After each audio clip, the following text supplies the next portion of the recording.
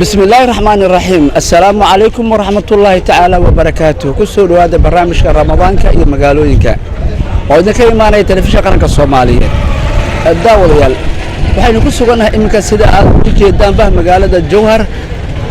الجوهر وحي أجرتها مقالة مقدشو قياستي 9 كيلومتر وحين ندعها إصلاح وقوية مقالة مقدشو dadka ku nool waxa lagu qiyaasaa tiradooda 12 ilaa 16 oo ruux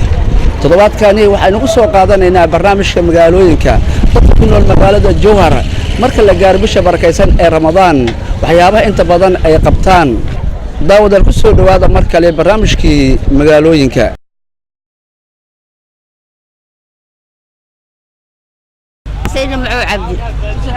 سيدنا معو عبدي ها صارت كهرباء قليد مكو هرا يرادو مطور لو سو دليو روبتين هادنا خليغا wax hada xilliga waxa kiciyay ina quleyda waxa ku wariyay ay yaraatay ila isbedel ay soo baday soonka ay isbedel soo baday ay yaraatay ay 9500 saacan taagan tahay aku sheegaya قبل شبيلها gobolada ama gaaran galbeed ay magaalooyinka uga bedelan tahay magaalada waxay uga bedelan tahay beer tabcada way dadkaan beeray tabcadaan inkastoo biyo yalaan dhacday wax kasta dhaceen hadda waxa ku iri goleydii waa yaraata waa qaashi wax hadda safar taagan ma wax soo galow hayaan hadda ma jiraan waa yar tahay maama adugu dadka ka sii ganacsada ma tamasa dadka beerooga soo goodo maya dadka ka ganacsadaan ahay adiga ma yaqaan ku soo gashaa qiimo aniga 9 kun ay ugu soo gashaa inta si kada 9 marka bal maalmeedkaaga ma ka heshaa wallahi waa liidanahay 500 300 400 laga raadiyaa ay marba ku gudbayna cawadi joogays ee bariyayso marka hadii la gaar bisha barakeysan ee Ramadaan socodka iminka beeca ay gadmayso iyo sidoo hore yaa isbedel inta u dhaxaysa wallahi wali lama gaarin Ramadaan wali haruubaha lama gaarin waxay noqon doonto ilaahay og hadda saacadeed waxa say taagan tahay in kasto beer falastanahay oo wax kasto oo waxa ku iri beer ku dhaqano oo safalkana hadda qaali taagan yahay badarkana taagan yahay hadda oo yar iyo waraab ku jiro haddana 9 agadana 9 noo ku qaadnaa wadi sida sabtkor sida la socon waa biyeeray waa guriyay marka hadda way waa biye keenay aan maleynaa marka beeraha waraabka iminka Soomaaliya inta laga lagu beeray marka galeydaan xilligay soo goodo ma noo sheeg kartaa 3 bilood ka bacdi ma ya roobka hadda jirmay ka soo gooday waraabka masa waa galay kayda waa roobka kaydoo dhan ma jiro kaydoo dhan ma jiro roobkay ka soo dhalata waan ku taalaa hadda wali ma soo goodo maya yar waa ama galeyda inta ka keenta marka diba roobka wixii laga tabay wali soo goodo galeyda wixii hore ala hayaa suuqa dada dhigtay dadkaas ka sii beeganaa wali waxaynu ku guda jirnaa barnaamijkii Ramadaanka iminkana waxaan ka wareysanaynaa qiimaha hilibka ay siiyaan bisha barakeysan Ramadaan iyo xilligii ka horeeyay farqiga u dhaxeeya qaar kamid ah ganacsatada hilibka ee magaalada Jowhar walaal magaca ku bilaabay bal farqiga ku yimiday bisha barakeysaneed intii aan la gaarin ilaa hadda wal inooga sheekay magacaaga ku bilow magacayga Jamaal Jimcaal Bakaar la dhahaa hilibka hadda sidii hore oo soonkii hore aan ku aqoon jirnaa ma aha magaalada lacag la'aan iska jirto xoolahana way qaaleen saasa markaas wixii la gudboonaadan ku gadnaa qiimaha aad siisataan xoolaha hadda iyo xilliga hore aad siisa jirteen maxaa isbedel u dhaxeeyo xoolaha hadda waa saaid u kaceen hadaan oo maanta saaid aan u soo gadnaa wiliba saana 5 kun 10 kun 20 kun ilaa qof laga xirto uu gadnaa marka idinka hadda hilibka aad ka ganacsayso waa nuucee ari miyaa geel miyaa noo sheeg bal ari waa ari hilib ari marka neefka ariga ah oo birimada ah imisaal ka siiyaa ilaa 2 milyan ilaa 2 milyan 500 sidoo markaas loogu helo marka maadaama la dhaqaaqa ganacsiga suuqa sida ka muuqata iminka uu aad u socdo bisha barakeysan Ramadaan lagu guda jiro dadkuna iminka siyaab badan hilibka isticmaalaan bisha barakeysan Ramadaan sida sambuuska oo kale ay dadku hilibka si aad ah ugu isticmaalaan bal nooga sheekay bal sida ku socdo ama ganacsiga hilibka sida uu ku socdo sambuuska badan ay hilibada iyo hilib geelkay gataan anagana iriga caadi aan u gadanaa maraqa iyo waxa kale aan ku isticmaalnaa dadka badan marka maadaama ay heeday ay dad fara badan iminkaba hareeraha taagan yahay hadda meeqa neefo aryaha maanta qasha oo dhaqdhaqaaqa maadaama ganacsiga iminka uu si weyn u socdo qof wala macaamiilkeeda la waa hadda dhawaan imaada hal neef aan qashtay dad 3 qashtan 4 qashtan dad 2 qashtan dadna hal qashtan ana hal hadda qashtay marka kulay waxaad suuqa meeqa sano aad ka shaqeynaysaa mise aad ku cusubtaa aku cusbo ilaa hal sano ka shaqeynayo marka yaa kugula taliyay in aad ka shaqeyso suuqa macnaha oo hilibka ganacsato maxaase marka hore ka ganacsan jirta hilibka la markii hore ka ganacsan jiray hadana waa ka baxay hadana ku soo noqday way adu su'aashaad noo faahfaahinaya bal iminka bisha barakeysan ee Ramadaan bulshada ku nool magaalada Jowhar aad ka mid tahay maxaa guud ahaan aad dareentay markii bisha barakeysaneed ee Ramadaan ay bilatay maadaama dad muslim aynu nahay aad u wanaagsantaa waa isku fiicantaa dhaqaaqa aad u fiican yahay maalmaha sabdigaas si fiican u wanaagsantaa waliba maalmaha kale waxa way soo dhacay sidii aad oo Ramadaanka hore lagu aqoon jiray ma aha Ramadaankan xogaa lacag la'aan iska jirto marka maalinta sabdiga u fiican maxaa ka wadaa maalinta sabdiga waxa badan qalqiga saa'id u badan dad badan oo saa'id ah magaalada Korfuulo aad loo ganacsadaa maalinta sabdiga waxa ula jeedaan wala maalinta ganacsiga magaalada Jowhar uu furan yahay sida xoolaha suuqa xoolo kale ma ها إلا أنت حتى دقائق حتى أنت كدريمي تذكر حتى مرمية حتى حقتان في اللي بيسود دونتان إذا كم قاعد هذا يسكر فولا سعيد هني كله قتان ما كلتنا مع عبيد قفل مع عبيد كده واي هذا لو كان عشرة كنا برنامج رمضان يمجالوينك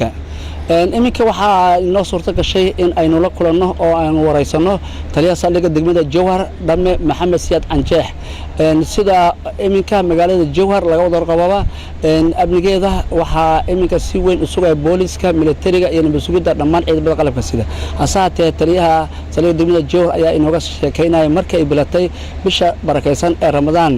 sida loo yahay kooxaha nabaddiidku ay ku hanjabaan bisha barakeysan ee Ramadaan amba ay caadaysteen in ay shacabka sooman boqolkiiba boqol muslimka ee Soomaaliyeed ay dhibaatooyin kala duwan u geystaan taliye adiga magaca ku bilaabaya iyo teetalkaaga wali inooga sheekay howlaha aad qabateen in amniga bisha barakeysan Ramadaan markay bilatay bismillaahir rahmaanir rahiim magacayga waxa la yiraahdaa Dhamme Maxamed Siyaad Cali waxaana taliyaha saldhigga booliska degmada Jowhar waxay sida ogtaanba anagu waxaana ciidamada amniga gaaraan ciidanka booliska Soomaaliyeed sida ogtaanba waa ciidamada ugu faca weyn booliska oo ciidamada qaranka ciidamada qalabka sida ee Soomaaliya sida ogtiin degmada Jowhar gobolka Shabeelle Dhexe gaar ahaan degmada Jowhar waa nabad la isku halayn karo waxaan sameeynaa howlgallo aad u fara badan oo leeyla wanahaarana waxaan ka taxadirnay dadka masoomayaasha oo maqaayadaha iyo qurunka iyo waxyaabaha aan loo baahnayn ku kariya magaalada waa ka mamnuucnay dadka reer Jowhar aad inoo shaqeeyeen aad ayaan ugu mahad celinaynaa lagamana helo degmada Jowhar maqaayad furan waqtigan soonka oo yani dadkii masoomayaasha oo la kajeedka iyo waxa sameey jiray lagama helo waan ka sifaynay mid kale waxaan uga digaa dadka nabadiidka ee yani magaalada rabaan inay isku ama ku dhuumaaleysaan ama waxyaabo foolxuma ama yani dhibaatooyin ay ka sameeyaan waan uga digayaa waan qabanaynaa tilaabo adan ka qaadina hadoo leeyahay insha Allah magaaladeena waa nabad insha Allah waxaan rajaynaynaa inaan ku ciidi doono nabad iyo caano sida aynu ka warqabno magaalooyinka Soomaaliya qaar kamid ah maqaayadaha loo yaqaano ama biibitooyinka alkajeed ayaa ka furan idinka sideebaad u guulaysateen in aad joojisaan oo arintaasi ama taasoo kale aan laga helin magaaladiina dadka marka ugu horeysan wacyigelin u sameeynay barnaamijka inta soo dhalan ayaan mikrofoonna baawarta ku xiranay booliiska waan ku soo wareegnay waan u sheegnay cid alaal cid isku daydo inay yani maartay dhibaato kala kulmayso xoogaa isku dayayna tilaabo ayaan ka qaadnay qaarkood waa soo xirnay qaarkoodna yani maartay way naga baxsadeen lagamana hela degmada Jowhar haba yaraatee meel furan oo xilliga soonka laga adeegayo ama wax laga cunayo dhinaca kale ma jirtaa gooba dadka muxaadaraadka ganacsada amba isticmaala ay ku sugan yihiin magaalada Jowhar oo aad soo qabateen ama dad Soomaali soo qabateen ma jiraa ما بالكلية بوحنا دون سير رمضان كبركديسة إيه شغلنا أول مولابني وحبيلا تنا دقائق كم جيران مجال الجوهر وحبيلا تحمان وكم جيران ضدكوا حيكون عسان سن بدا ما أنت ومالت سبدي ومالت سوق حولها يعني مارت حولها لسفر سوق خضار تواتكتين يعني مجال ولا إحنا راح بربينا وهذا كتاعنا مجران وحياة وحنا كهذا إن شاء الله وأنا سولني هذا وحي عن كوارن عيد الله عندنا كوارن التلاوة عنا كقاعدنا أنا وكيف هاي السنة فرصة ضد كثير جير وحنا له ذلك كينا لمولاب amnigan iyo nabadgelyadan iyo waxaan ku gaarnay waa yani maaragtay wada shaqayntiina haddii aadan nala shaqaynin mas-uuliyad lahayn yani maaragtay inay magaaladana nabad noqoto in yani laga waayo waxyaabaha xuxunka in yani maqaadaha la xiro in ganacsiga xashiishada iyo waxyaabaha maandooriyaha la waayo waxay ku suura gashay shacabka reer Jowhar oo booliiska si dhow ula shaqeeyo sida aan ognahay magaaladani waxaa ku sugan ciidamo fara badan militariya nabad sugid waxa wada shaqeynaa xiriir ma leedihiin ciidamada qaranka oo jooga gobolka Shabeellaha Dhexe dhammaan guud ahaan gaar ahaan degmada Jowhar way wada shaqeeyaan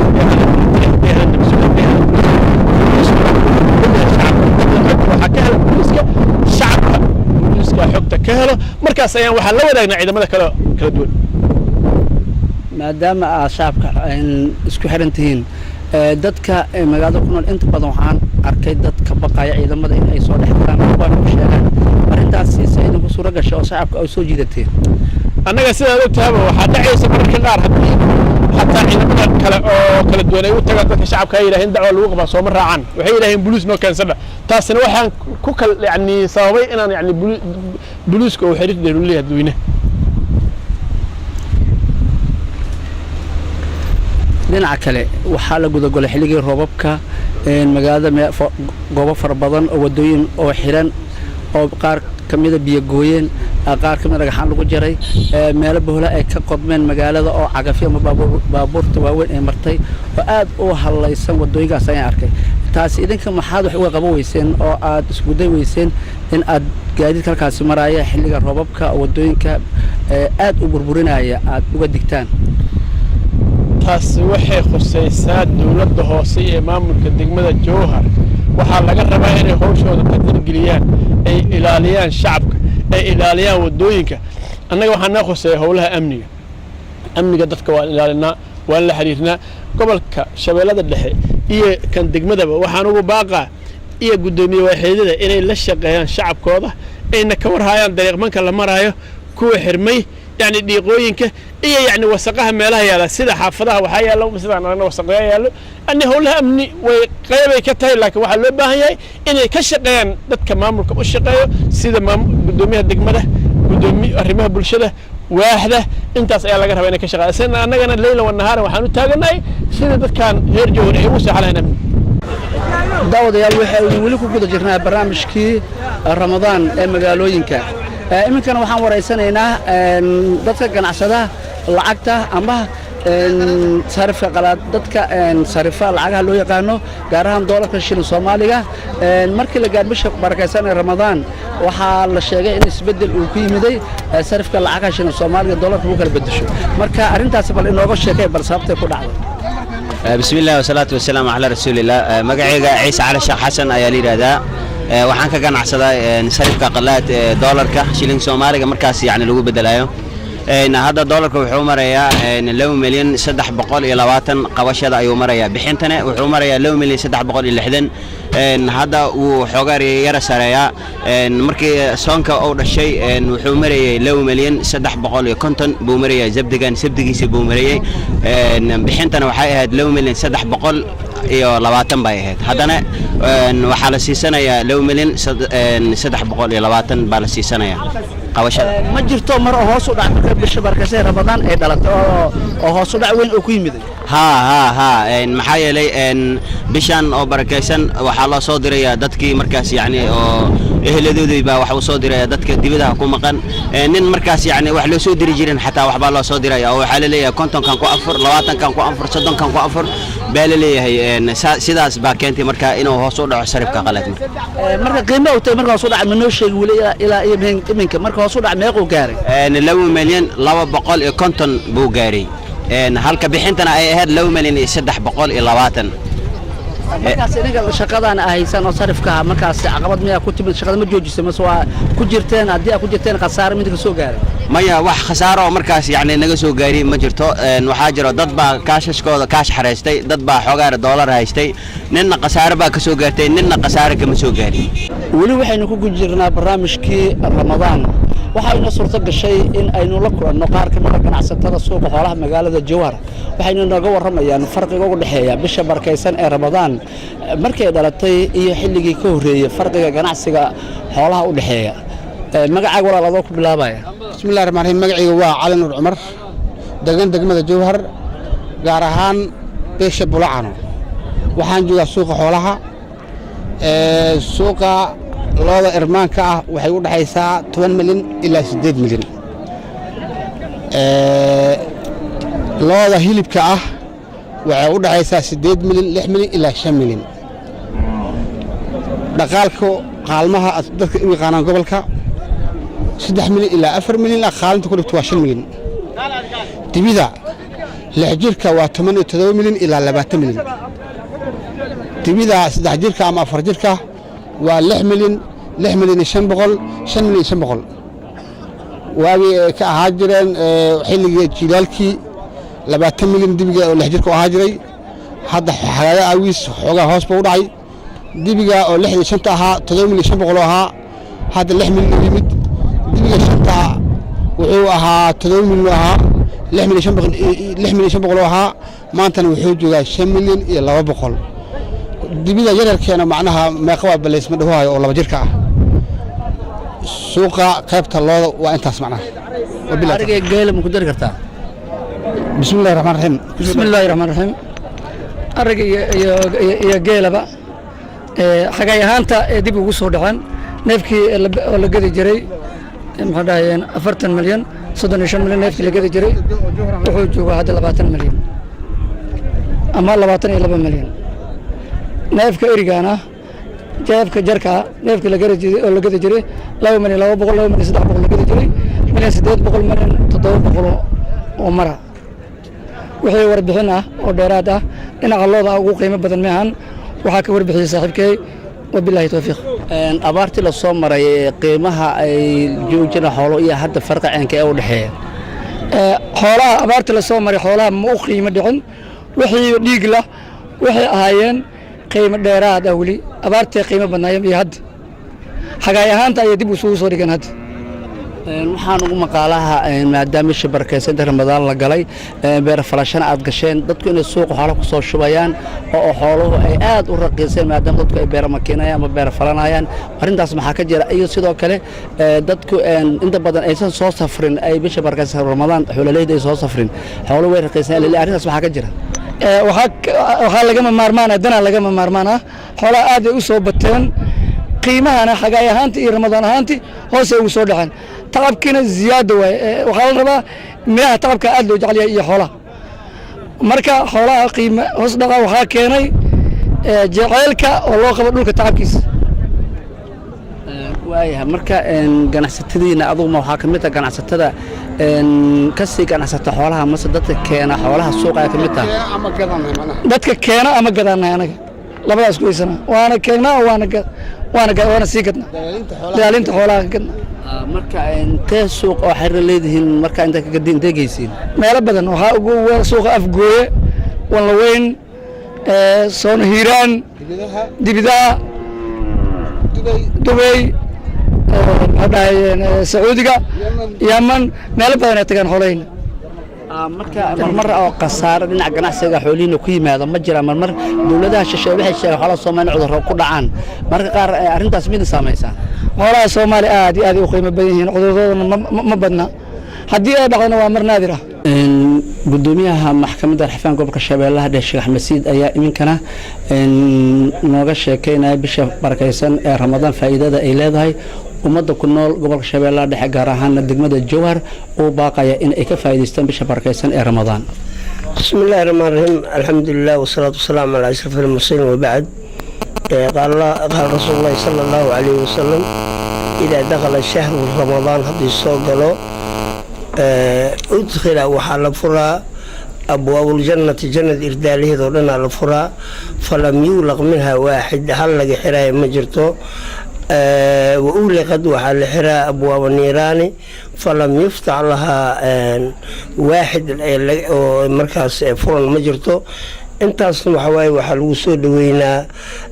ramadaanka lagu soo dhaweynaa mar haddii ilaahay subxaanahu watacaala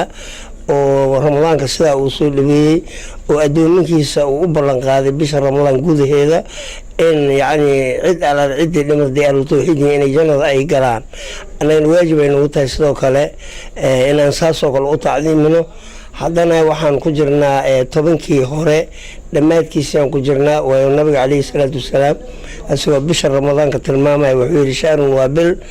awaluha raxma awalkeeda hore raxmad ay tahay naxariis hadda awalkii naxariiskaha waxaa noo dhiman cawad iyo habeen danbaa nooga dhiman raxmadda ilaahay yaa soo shubmayso tobankaas ugu horeyso wax kaloo soo shubmaya ilaahay xaggiisa maqfira iyo dembi dhaafaa laga sugaa wa awsatuhaa bartamaha dhexdane tobanka ugu horeysa iyo tobanka ugu dambeysa dhexdeeda tobanka ku jirtane waxaa la yidhaahdaa makfira dembi dhaafaa jira waxaas ilaahay u dembi dhaafaa mu'miniinta saa'imiinta ah oo habeenkeena qiyaamuliilka oo ku sugan ayaa lagu dembi dhaafaa marka iyadan way noo bilaabo doontaa waxaa u dambeysa hadda waaye casharatul awaakhir tobankii ugu dambeysa oo iyadana cidqun min annaari ah tobanka ugu dambeysa fadaa'il badan bay leedahay wa kaana sala allahu calayhi wasalam nabigu wuxuu ahaa idaa kaana aakhiru shahru rama casharatu alawaakhir min ramadaan haddii la gaara qaamal yaalahu habeenkii qaamal yaalahu habeenkii waa soo jeedi jiray waa tukanaya habeenkii oo dhan wayqada ahluhu ehelkiisana waa ka kicinaya wuxuu dhihi jiray saas oo kale hala yeelo waayo tobanka dambe waxaa ku jirta bishii waxaa ku jirta leylatun leyladu waa ku jirto afdalun oo ay ka fadli badan tahay kun sano cibaadadeeda ay ka fadli badan tahay waa habeenkii oo qur-aanka la soo dejiyey marka sidaa darteeda waxaan leeyahay maadaama bishii dhexdaan ugu jirno oo hadda tobankeedii kalena aan bilaabanayno dadka waxaan leenahay yani ku waaninayna ayagoo hadda waansan in bishaas la tacdiimiyo waayo 10 maalmood kadib 30 maalmood kadib waxaa bilaabanayo in soonkii la furo waayo nabigu wuxuu yiri calayhi salaatu wasalaam lisaa'imi ninka sooman wuxuu leeyahay farxataani laba farxad uu leeyahay labada farxad marka saddex ay noqon karaan laba farxad waxay ku jirtaa bisha ramadaan gudaheeda farxadda kale waa dambaysaa lisaa'imi ninka sooman wuxuu leeyahay farxataani laba farxadda waxay tahay farxatun cinda al-iftaari markuu soonka furaayo marka furida soonka laba qaybood si jumhuurul culama ay tilmaantay qaybta ugu horeysa waxaa habeen kasta oo la afurayo waa farxad habeenka oo bisha dhan ay dhamaanayso ciidul fitriga la galayn waa yani maalinta lamaad marka labadaas oo bisha hal lay isku tahay وفرحة فرحضونه عند لقاء ربه مركز لكل ما يكتس لأن الله سبحانه وتعالى قال وعزر كل عمل لما انتيسه ولابن آدم واستعبوا له أسكله إلا الصوم لكن مقجره فإنه صوم كان لي أنا أسكله وأنا أجزء به أنا أول من انتظر أنا أسكل عد كلهم كانت تشرها مجرته يري مركز ما دام بشهر رمضان فلقاس يعني حنبار سنتهاي وحاسده هذا قدومي maamulka gobolka uu sheegay waaye in meelihii ayadoo hadda xiran la sii dhameystiro oo cidii markaas wax cunayso yani ciidanka amniga hadii booliiska iyo mintaqaana nabad sugidda ay maamulku soo wareejiyaan si maxkamadda loo saaro assalaamu calaykum waraxmatullaahi wabarakaatu inoo suurto gashay in ay noola kulano gudoomiyaha gobolka shabeellaha dhexe axmed meyre makaraan sida lala socdaba magaalooyinka dalkeena Soomaaliya barnaamij ku saabsan ayaa iminka ku guda jirnaa gaar ahaan magaalada Jowhar oo barnaamijkaasi oo ah barnaamijka Ramadaanka mudan gudoomiye kusoo dhaw barnaamijka Ramadaanka ee warbaahinta qaranka waxa ay nooga sheekaysaa magaalada Jowhar sida ay ahayd bisha barkaysan ee Ramadaan intii aan guda gelin iyo hadda sida jawigeedu uu yahay iyo dadka ku nool iminka sida ay soonka u soo dhaweeyeen sidoo kale goobi ganacsiga sida maqaayadaha biibitooyinka haddii ay xiran haddii ay saaxirin iyo haddii aad baaq u jeediseen dadka musoomayaasha ah inta badan bisha barkaysan aan soomin oo waliba gooba loo bixiyay ama dadka Soomaalidu yaqaaniin alagajeed wax ka cuna arintaasi bal inooga sheekay aad ka jirto magaalada Jowhar bismillaahir rahmaanir rahiim alxamdulillahi rabbil aalamiin wasalaatu wasalaamu ala rasuulillah bisha soon waa bil barakaysan oo maartay ilaahay ayaa maartay quraankiisa ku sheegay magaalada Jowhar si wanaagsan loogu soo dhaweeyay waana maartay lagu faraxsan yahay dadkuna maartay si wanaagsan ay maartay joogooda iyo isbedelkooda ay soonka looga dareemaa goobaha sheegayso loo yaqaan alagajeed annaga hadda wali ma hayno haday jiraan ciltaygeelay ma wajirtaba in bisha soon ay wax kariso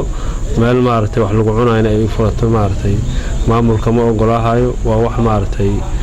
mamnuuc ah oo maartay aan sharciga ahayn in bisha soon of ay maalinta furato ay maartay dadkuna ay tagaan wax ka cunaan maamulkana raalli ka naqama ummaduna maaragtay raalli kama ahan waxaa lagu jiraa 11 bilooda wax la soconayay hal bil oo maaragtay ilaahay fadliga ay leedahay iyo faa'iidooyinka badan oo ku jira ilaahay ummadiisa u sheegay inay dadku ay ka faa'iideysan waayaan waa nasiib darro waxaan leenahay qofkii aan maaragtay ka faa'iideysan maadaama soomka hadda uu joogo 10kii hore inay maaragtay intaas day dhaafteen inta dambana ay ka faa'iideystaan mabana jirtaba qof iimaan laho maaragtay ilaahay ka cabsaysa inay maaragtay bilsoon ay ka faa'iideysan weyso iyadoo caafimaad qabto waa ayaan darro aad iyo aad u xun marka dadka gobolka Shabeellaha Dhexe guud ahaan joogo aad iyo aad ay maaragtay u wanaagsan yihiin xaaladoodu aad u wanaagsan tahay bisha barakaysan oo Ramadaan ilaahay ha nooga dhigo bishii faa'iidada iyo khayrka ilaahay ummadan waafajiyo ummadana qulubtooda ku wanaajiyay khayrkeedana ilaahay hana waafajiyo ilaahayna maartay son qabow guddoon ma jirtaa meel dadka masaakiinta si wadar lagu quudiyo oo ku taal gudaha magaalada Jowhar maadaama ay tahay xarun goboleedka Hirshabeelle bismillaahir rahmaanir rahiim waa jirtaa meel oo ilaa 300 oo qoys lagu quudiyo oo barakacayaashan jilyaale iyo dadka kaamabka degan hay'ad Sacuudiga ka socoto meeshaas quudin yar ay ka sameeyeen wax kale oo intaas ka weyn hadda wali ma jiraan laakiin hay'adaas jirto walow dadku ay maartay badan ay u baahnaayeen muddo badan ay abaare iyo xoogaa ay jireen laakiin ilaahay ayaa abaarta naga saari karo intana soo gaartana waa intaas wixii kale wax naga soo gaari doonaan ilaahay baa ku cilmi leh laakiin intaas ay wax naga soo gaartay 300 oo qoys xoogaa afar loogu sameeyaa waada horseed marka intaas ayaa jirto wax hadda quudinoo soo gaaray maartay gobolka ama degmada Jowhar weynina barnaamijkii aynu kaga hadlaynay magaalooyinka bisha barkaysan ee Ramadaan gaar ahaan magaalada Jowhar wixii iska bedelay markii ay bilatay bisha barkaysan ee Ramadaan barnaamijkan waxa idin soo diyaariyay anigoo Abubakar Maxamed Axmed Bacadle dhinaca kamarada waxa gacan weyn iga siiyay Axmed Aqil barnaamijkan mid lamid inta dib u hawada u kulmi doono sidaas iyo nabad geliyo